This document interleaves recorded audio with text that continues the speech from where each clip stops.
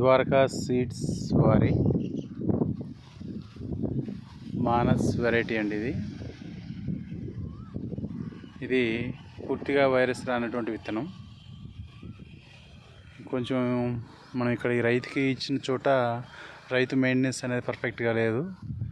Fertiliser లాంటిది వదలడం లేదు మనోడు.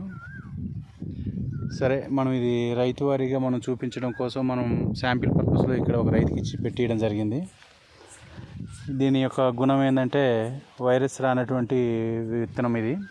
అలాగే పూతలో వచ్చేటువంటి నల్లిని సమర్థవంతంగా తట్టుకొని మనకి కాపు కాసే గుణం కలిగినటువంటి విత్తనాన్ని మనం ఇక్కడ డెమోగా ఇక్కడ మనం ఈ రైతుకి ఇవ్వడం జరిగింది. ఒకసారి దీని యొక్క కాపు విధానం మనం పరిశీలించి చూసినట్లయితే ఇలా మనం పైనుంచి చూస్తే మనకి ఈ చెట్టుకి పెద్దగా కాపు అనేది కనపడదు. ఒకసారి ఇవి కొమ్మలు పైకి లేపి చూద్దాము.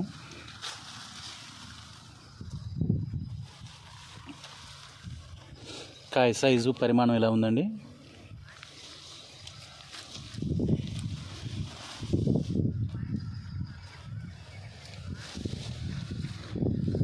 ఇది పూర్తిగా కాపు పడి ఒరిగిపోయింది మొక్క. ఇది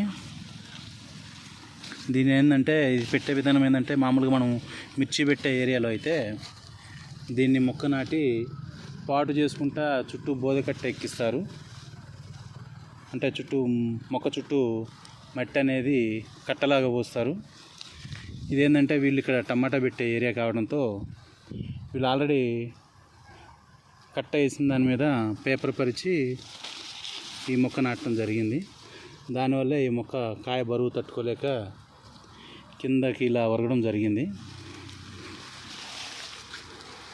చెట్టు చుట్టూ ఇలా కాయ మొత్తం పూర్తిగా కాపబడి ఇలా ఒరిగిపోవడం జరిగింది. ఇది చిల్లీ పెట్టే ఏరియా కాదు.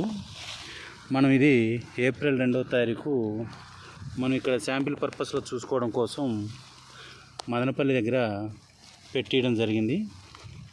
ఇది కాపు విధానం అండి. ఇది ఏప్రిల్ 2వ తారీఖు పెట్టారు. ఇవాళ జూలై 20వ తారీఖు.